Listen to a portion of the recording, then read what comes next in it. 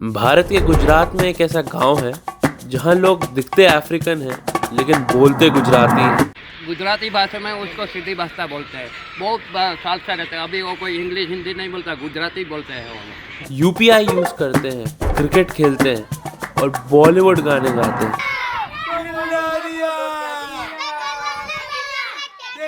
देखो ना क्या किया।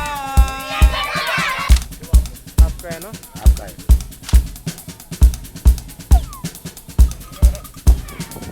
इस गांव को लोग कहते हैं इंडियाज अफ्रीकन विलेज।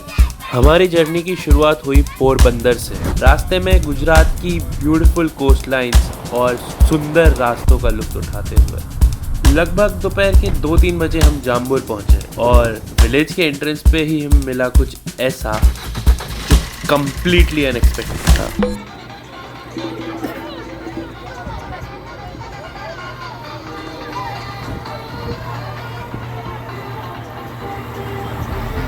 एक आदमी पूरा नशे में नाच रहा था और ऑनेस्टली हम समझ ही नहीं पाए कि वेलकम हो रहा है या वार्निंग मिल रही है। और जैसे जैसे हम विलेज के अंदर बढ़ते हैं चीजें वैसे वैसे और भी ज्यादा अनएक्सपेक्टेड होती गई।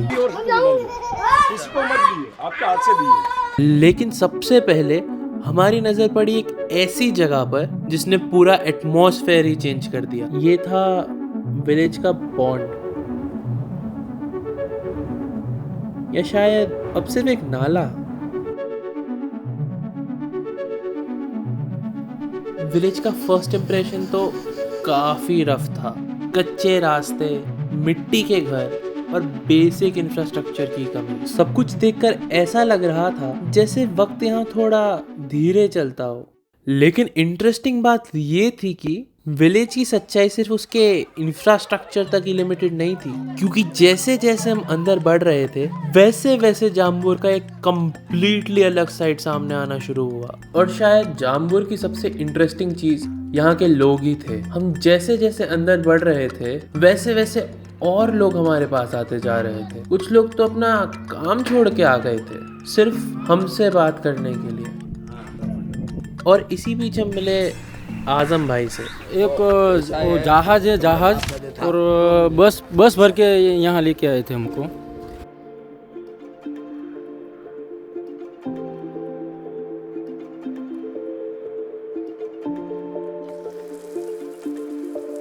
कुछ देर बाद आजम भाई हमें अपने घर के अंदर ले गए और वहीं से हमें जाम्बुर की डेली लाइफ क्लियरली समझ आनी शुरू हुई। क्या बना रहे हो आप लोग? किस चीज़ की? अच्छा।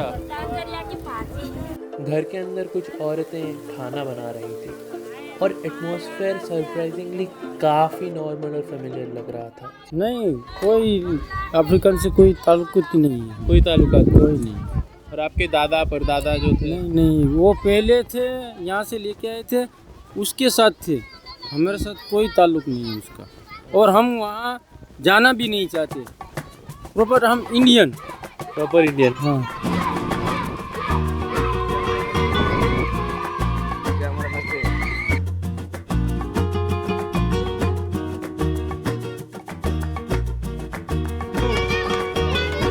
जाम्बुर का सबसे इंटरेस्टिंग हिस्सा विदाउट अ डाउट यहाँ के बच्चे थे।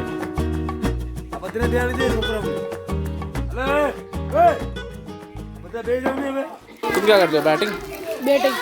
बॉलिंग कौन करता है अच्छी? हाँ, बॉलिंग करती है अच्छी? अच्छा। क्रिकेट जाम्बुर में भी सिर्फ एक स्पोर्ट तक ही लिमिटेड नहीं था, वो उनकी जिंदगी का भी एक काफी ज्यादा क्रूशियल हिस्सा बन चुका था। कब से खेल रहे हो क्रिकेट? क्रिकेट तो मैं बचपन से ही खेल रहा हूँ। बचपन से खेल रहे हो? सब लोग बचपन से ही खेलते हैं। हाँ। ये जर्सी आपने पहनी है, आपके नाम की है? हाँ। ये कौन सा टूर्नामेंट है? ये टूर्नामेंट करते हैं हमारा प्रोपल में, हमारे लोग में ही करते हैं टूर्नामेंट। अच्छा। तो दूसरे गांव का लोग भी आता है कि आप लोग? हाँ, आते हैं ना। लेकिन इन बच्चों की दुनिया सिर्फ क्रिकेट ग्राउंड तक ही लिमिटेड नहीं थी। इनमें से हर एक के पास अपने फ्यूचर को लेकर एक अलग सपना था। बड़ा के इंडिया पे। इंडिया पे? हमको तो आर्मी पे नौकरी करनी है। आर्मी पे नौकरी आर्मी का करनी है? मैडम है ना, हाँ? इसकी नौकरी करनी है। आर्मी पे करनी है नौकरी। लेकिन सपने देखना और उन्हें पूरा करना ये दोनों कम्प्लीटली अलग बातें हैं। पढ़ाई के लिए कोई कोचिंग वोचिंग नहीं है आसपास, आर्मी या फिर कोई सरकारी नौकरी के लिए? यहाँ से साफ करता है और त्योहार में साफ करते हैं। फिर ओला बारिश आता ना माथे दी, फिर पूरा था પછી બધા કચરા निकल जाता। हम बारिश में कचरा निकल जाता है। हाँ, બધો कचरो निकली जाए, पाना बाना બધું। मोस्टली अगर देखा जाए तो गांव में गंदगी है, ये लोग इसको नदी बोल रहे थे, बट चारों तरफ कचरा ही कचरा है, क्योंकि यहाँ से शायद कोई कचरा लेके जाता ही नहीं होगा, तो जितने भी गांव का कचरा है वो लोग यहीं डिस्पोज कर देते होंगे और पूरे गांव में बदबू आ रही है। तो हाँ, यही है हालत।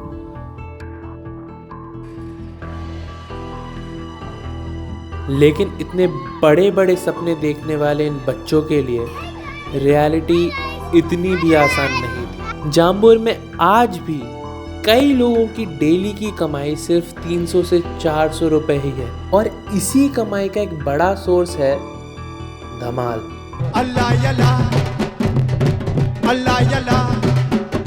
मेरा जन्म यहाँ पे हुआ इंडिया में, और मैं सीधी धमाल ट्राइबल डांस करता हूँ। धमाल सिर्फ एक डांस नहीं था, ये कई परिवारों के लिए रोजगार का भी एक जरिया था।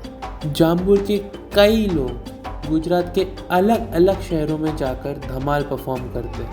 500-600 रुपया मजूरी निकल जाती है उसमें। 500-600 रुपया एक डांस का? नहीं, 2-3 होता तो मिल जाता।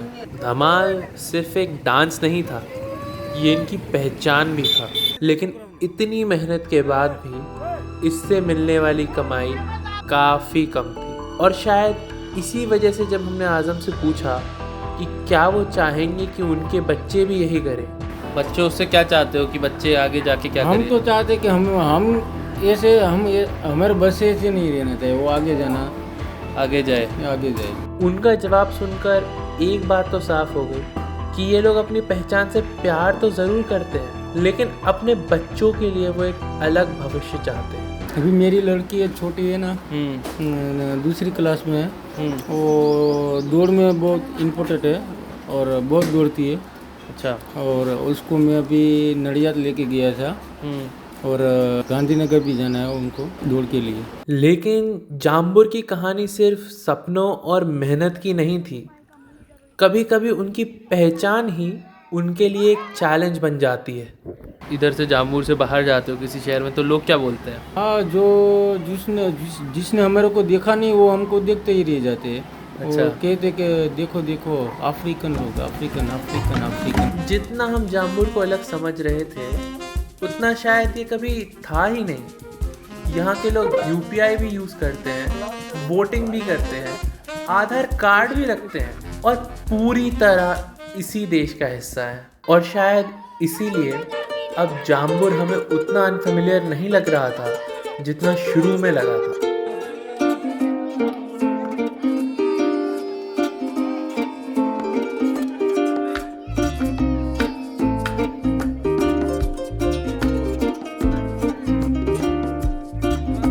लेकिन एक सवाल अभी भी बाकी था, आखिर इनकी कहानी एग्जैक्टली शुरू कहाँ से हुई? आए थे, उनको 400-500 साल हो गए, और हम आए थे, जूनागढ़ के नवाब थे, वो हमको लेके आए थे यहाँ, और अफ्रीकन से हम लोग आए थे, अफ्रीकन यूगांडा। ये इंडिया का मिनी अफ्रीका है, जाम्बुर गांव। Mini Africa. और जाम्बुर छोड़ने से पहले हमारी मुलाकात एक और इंटरेस्टिंग कैरेक्टर से हो गई।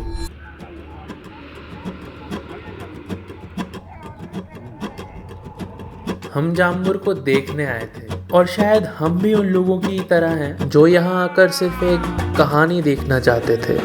लेकिन जाते जाते हमें एहसास हुआ, आते वक्त ये लोग हमें अलग लग रहे थे, लेकिन जाते वक्त ये हम में से ही एक लग रहे थे। लोग जाम्बुर को देखने आते हैं, वीडियोस भी बनती हैं, लेकिन गांव की कई प्रॉब्लम्स आज भी वहीं की वहीं हैं। शायद अगली बार जब कोई जाम्बुर आए तो वो सिर्फ इनकी कहानी सुनने नहीं बल्कि इनकी बात समझने भी आए। Bye bye.